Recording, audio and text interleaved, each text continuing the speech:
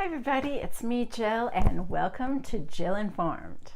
This is the recap of the Real Housewives of Beverly Hills Season 8, Episode 12, Gag Gift.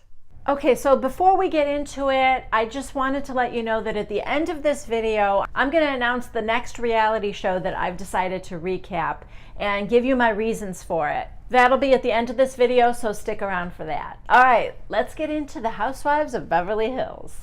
This episode opens up with Lisa, Rinna, and Camille lingerie shopping. I don't know why.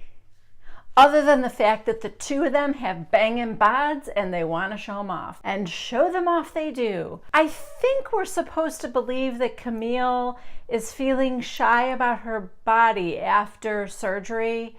She had, as we know, she had cancer. She also had to have a hysterectomy and some reconstructive surgery downstairs. But she is claiming to have the vajayjay of a 16-year-old. That kind of sounds like bragging to me, so I don't know how shy she is. But anyway, the two of them are trying different things on and coming out of the dressing room and strutting around in the store. And, you know, listen, I'm honest enough to admit that if I looked like either of them, I too would be strutting around the store, even though I think it's kind of ridiculous. Kyle meets Erika for lunch, and I feel like this is the exact same lunch scene I've seen 100 times with these two. Boring. I know from your comments, a few of you are a little fed up with Erika this season. She is not bringing her A game. What are you doing, Erika? You woke this group up when you first came, and now you're nothing more than ladies who lunch? Come on, girl. I mean, the most exciting thing you're doing this season is picking on poor Teddy. I don't know why Teddy bugs you as much as she does, but you do not like her, that's clear. But other than that, you're kind of a limp rag this season. Oh, but you know who is bringing it this season? Dorit.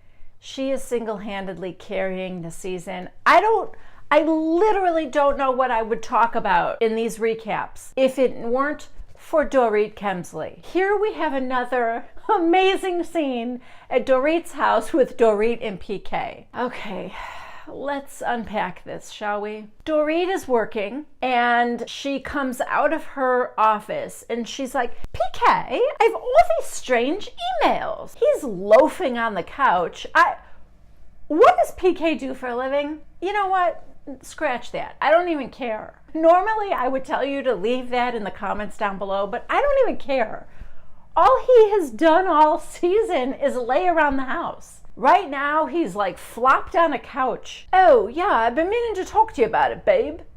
This is the craziest conversation ever. Dorit has asked PK to sit in on one of her Nava swimwear meetings while she was in New York. Apparently, during that one single meeting, PK has gotten his grubby mitts all over everything. Okay, so the first thing he tells her is that he noticed that this couture line was really expensive and he thinks it should be more affordable for everyone. Have you met your wife? Go ahead, PK. Take a look at Dorit. Is there anything about this woman that would indicate to you that she wants to be accessible to the every woman? Come on. It's never enough with these guys. There's always another layer of crazy, and we're about to head there in a second here. He then says to her, and there's one more thing, babe. He says, I don't like the name Nava. First of all, that is your daughter's middle name. I'm sorry to hear you don't like it. He doesn't think the name is accessible or something. I don't even know, because I'm distracted by this giant Star of David on his forearm. The sheer size of it, I'm shocked that I've never seen it before. Anyway, like I said, I was distracted by that tattoo. He has come up with this great name for Dorit's swimwear line. We could call it Beverly Beach. Oh my God. You know PK wants to have Beverly Beach swimwear in every Walmart across the nation. I could see it right now on the rack next to like a display of Hawaiian Tropic sunscreen or Coppertone. And then Beverly Beach swimwear. Affordable to every woman. Oh my God. The look on Dorit's face. How could he be so far off from what he has to know would be Dorit's aesthetic, right? Anywho. Next scene is Camille's charity event, and this is for women's cancer research or something. Teddy, Kyle, and Erika are riding together. Lisa Vanderpump calls Kyle. Kyle asks her if she's riding with Dorit, and she said, I haven't talked to Dorit, or something like that. So I get that's a little foreshadowing for us to know that Vanderpump and Dorit are not really speaking to each other. Even though, didn't you guys get the impression that this whole thing got resolved when she went up to her room in her vampire t-shirt? I thought they kind of resolved it. So everyone's going except Rinna, who is homesick. And I know, as some of you have mentioned in your comments, Rinna is also a snooze fest this year, and I think it's because she hasn't shown up to half of these group outings. So the only reason she's kind of staying out of trouble and controversy is because she's not there. Anyway, they get there and there's these perfume bottles. I don't know who's selling them. I don't know if it's Camille that has a perfume line. I'm not sure. But the proceeds are going to this charity, and they start at like $350 a bottle and go on up into the thousands. But these bottles are so cute. I don't know how it smells, but I would want it just for the bottle. They look like glass cupcakes. So cute. In different colors. They're pretty, and I love that kind of thing. So a little bit after the others have arrived, Dorit shows up and she proceeds to make a fool of herself. She is falling at the feet of Queen Vanderpump. And as much as she's acting like she doesn't, I know Lisa loves this. It is very unbecoming of Dorit. And I don't like that she's doing it. She's making all these sappy, sweet comments. It's somebody's birthday coming up. And Lisa's like, oh, I don't know what you're talking about. And she goes, oh, somebody very beautiful, I think. Oh, God, Dorit. Ew. Stop. So all the ladies are standing outside and Dorit brings up the whole thing again. Dorit said, I told you about it when we were in Central Park and we were fine, and I want to know what Kyle told you after the fact that got you now upset with me. Kyle wasn't there, so Kyle heard it from Teddy, who Teddy is standing there and she's like, listen, dude, I'm telling you the same thing I told you all along. I thought I would be embarrassed if I were Lisa and you were saying that behind my back. That's it. That's all I'm saying. I'm Teddy. I'm an accountability coach. I tell it like I see it. And she's like, Teddy, that's not how I said it. Teddy's like, you know what? I'm not rehashing it. I'm out of here. So she leaves. So Dorit, trying to get Erika on her side, is talking to her about it. And Erika to the confession cam says, if you're going to get in the middle of something, then don't back out. I'm not here to defend Teddy too much because she is a bore, but she didn't do anything wrong. And she did defend herself. She's not waffling. Teddy's not flip-flopping. She said, here's what I said. I'm telling you, I said it, and I still believe it. But I don't want to talk about it anymore. That doesn't mean she's backing down. So Lisa's saying her goodbyes. She's going to leave early because she's having dinner with Ken for her birthday. So she's saying her goodbyes early, and Dorit says, well, I'll walk you out. And she's like, oh, great. So she walks out, and again, she's doing that thing that makes her look pathetic, and I hate it. She's like, I don't want you to leave. You love me, and I love you. And so she straddles her, she gets on her, and she's pinning her down, and she's trying to be playful, but Lisa wants to punish her a little more, I think is what this whole thing is. Lisa's not ready to forgive her. She said, I just don't know what Teddy said to make you mad at me. Vanderpump's like, it wasn't Teddy. It wasn't anything Teddy said. Don't you get it? What you told me in Central Park is enough to make me feel bad. telling me I'm needy or that I need a lot of attention, that made me feel bad. So she finally gets off of her and lets her go home. Then we see Teddy and one of her clients sweating in this thing. Erika is in a meeting and she gets to be a character in that Kim Kardashian game that you can like download on your phone. Yeah, Erika gets to be a character on that and you get to see her character and it's cute. And we get to the final scene, which is Lisa Vanderpump's birthday party. She's got that Kevin Lee, who I can't stand. He's her party planner, and he's getting everything ready, all the last minute touches, and it is beautiful. It's like all these like hanging flowers in this outdoor gazebo. It's lovely. And Lisa tells one of the guys there that she wants to play a trick on Dorit.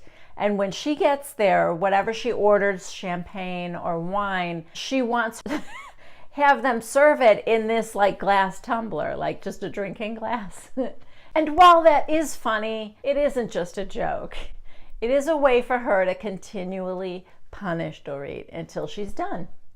She's still punishing Lisa Rinna for last season. So Teddy and Edwin show up first. Then Dorit and PK, Erika and Camille come. And Dorit orders champagne and the guy does give it to her in that glass. And Dorit was a good sport about it. Understood it was a joke. She pretended to be outraged. And they all had a laugh. So we find out that Kyle had something to do and she's coming later. Somebody asks Lisa to start opening her presents. And the first one she opens is from Erika and she gives her a beautiful silk scarf. Next is Teddy's gift and Teddy gives her something I think she called a bareback pack. It's this soft, like fleecy looking thing that you put over the horse so that you can ride without a saddle. And it's so pretty. It's got pink leather straps and it's like a fluffy white thing. Lisa loves it and it's perfect for Lisa. So to the confession camp, Teddy's like, nailed it, which I gotta admit, yeah, you did. It was the perfect gift. So then we have Dorit's gift. Poor Dorit. I don't even know what it was. It was jewelry, but it was a bracelet, like, it looked like freshwater pearls or something, but I'm not sure what it was because Dorit said it's got the eclipse in there.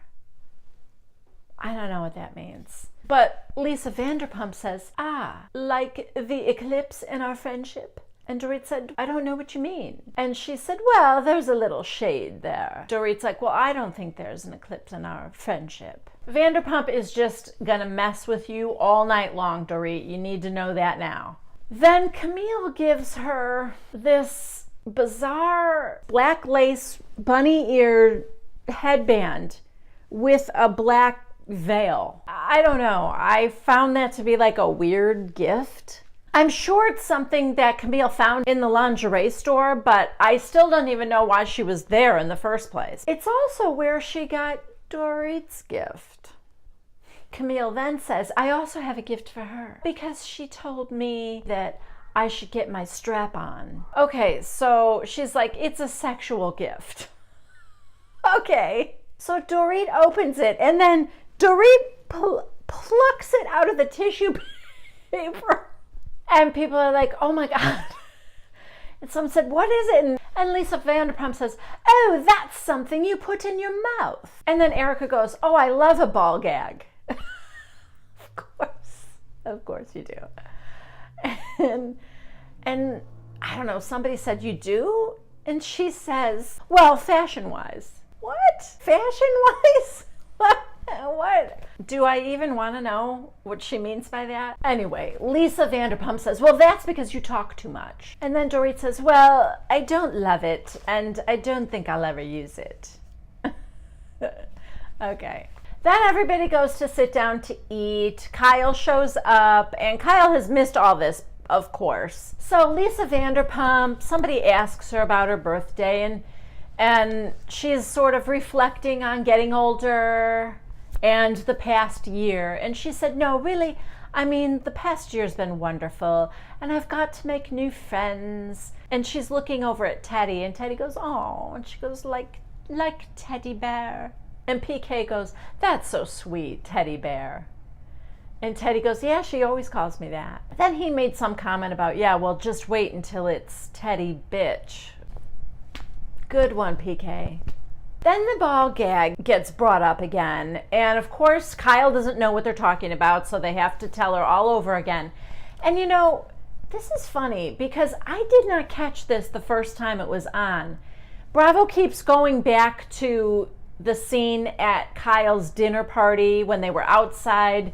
You guys remember her power went out and it was a really hot night and they're sitting out there and Dorit drank too much, and I didn't know what she said about a strap-on, but this time I heard it and it was funny. What Dorit said was, I'm going to start a line of strap-ons and call it the Camille. That is hilarious. And kind of a good idea. Like, I feel like I could see that, a strap-on being called the Camille. So Dorit gets mad and she's like, oh, you just keep bringing up something from 2 months ago that was just a joke. Except, you know what? Nothing is just a joke. Not with these ladies. There is always some underlying shade that is being thrown and everybody knows it. So Camille said, well, at least a ball gag is nicer than a strap-on. Is it? Anyway, then we see Jiggy, who of course is dressed exactly like Ken. And he's got a little gift for Lisa tied around his neck. And so she opens it and it's $75,000 Cartier diamond earrings. So Lisa puts them on and she takes off her old earrings and gives those to Dorit. And Dorit's like, Lisa, are you a good friend or are you not? And Lisa said, well, 2 weeks ago you would have had them in a second, but now I don't know. I keep saying the same thing, but it keeps happening. She just wants to keep punishing her throughout this whole episode. And Dorit has finally had just about enough, and she gets up kind of abruptly. Well, happy birthday to you, Lisa. It was lovely. And then just kind of stands up and walks out, and PK's sitting there, and then he ends up following her. Believe it or not, Lisa Vanderpump actually follows her and says, is everything all right? What's wrong? Is something bothering you? And she said, no. And then Lisa, so perceptive, thinks that it's the ball gag. She couldn't care less about the ball gag or Camille. She's trying to be your friend, Lisa, and you keep throwing these digs at her. Anyway, she just said, nope, I'm fine, and they leave. And then to the confession cam, Lisa says, well, yes, I mean, I did jab at her, but it's just to let her know that our relationship has taken a bit of a turn for me. Okay. And in the final scene, nothing like kicking somebody when they're down, Lisa goes to that magazine that she's the editor-in-chief of, or whatever, I don't even... Beverly Hills Lifestyle. And guess what? They are redoing that photo shoot with Lisa's jewelry line because Dorit didn't like the pictures. She says it's because Paul, he doesn't want any negativity whatsoever around him. That's not it. You are punishing her by not having her face in your magazine. They're having other models showing that jewelry now, so I don't know. So that's it for this recap. I did want to let you guys know what I'm going to be doing for the next few weeks until Real Housewives of New York starts. April 4th, mark your calendars. Oh my God, the trailer, amazing. It is going to be an action-packed season and you guys cannot miss it. I'm not going to miss it. I hope you are here with me as I recap it because it's going to be so good, and that's going to be on Wednesdays. My recaps will also be on Wednesdays at 1 p.m. I've thought about everything that you guys have said and all your suggestions on shows you would like me to recap. Okay, so I wanted to let you guys know what I picked for the next show that I'm going to be recapping and let you know why I chose it and all that. So the show that I've chosen is RuPaul's Drag Race. Season 10 begins March 22nd, which is Thursday, and it's on VH1, I believe. So here are my reasons for selecting it. First of all, the suggestion came to me from Michael Curry. Michael said that he thought it was one of the smartest reality shows on television right now, and that intrigued me. I never really watched it before, so I wanted to familiarize myself with it. So I checked out On Demand. The only thing they had there was RuPaul's Drag Race All-Stars. So I just put on the first episode, and this show opens up with a sketch of what I assume is the first and second year All-Star winners. These queens are dressed like they are from The Handmaid's Tale. They're speaking to each other like, you know, under his eye. And I watched it for about 20 seconds and I went, oh my God, I am so in. I didn't know how this was gonna turn out or what else was gonna happen, but it opened with that sketch and I was like, yes. And underneath each of their portraits was their name, and for both of them it was of RuPaul. I thought, oh my God, I have to do this. Anyway, it's gonna be from like a novice's viewpoint because I don't know anything about any of them. I don't know who the drag queens are. I know for All Stars, they all seem to know each other, and maybe that's how it is during a regular season too. I'm not sure. I don't know anything about it whatsoever, but I'm excited and I hope you guys will join me. Even if you don't watch it, I didn't watch it either, but give it a try with me. I think it's gonna be funny. We'll see how it goes. The other reason for choosing it is because it was important to me that I was choosing a show that was currently on the air. And the timing is perfect for RuPaul's Drag Race because we're starting a brand new season March 22nd. I like to start from the beginning. And also I want something that we are all watching together at the same time. If I were to do something that isn't currently on the air, or even something from Netflix where you can watch the whole season at once and we're not all on the same page, it makes it more difficult to comment because some of us would be further along than others. So like I said, it was important to me that we're all on the same page, we're watching it together, and then we all want to talk about the same thing at the same time. So I'm excited. I hope you guys are excited. For those of you who suggested other things, I might still do that. Until then, for the next couple of weeks, I think I'm going to give you some recaps of Survivor. I am still watching Survivor and I love it, but I don't think I'm going to do every week. I may do kind of what I did for Celebrity Big Brother, where I'm grouping a bunch of episodes together and kind of recapping the whole thing. And so I may do that for the next couple weeks until RuPaul's Drag Race starts. Okay, that's it for me. Thank you so much for watching. If you haven't already, please subscribe to Jill Informed. Please give this video a thumbs up if you liked it. And as always, please comment down below. I love to hear from you guys. I will see you next Tuesday for the next recap of The Real Housewives of Beverly Hills. Bye-bye.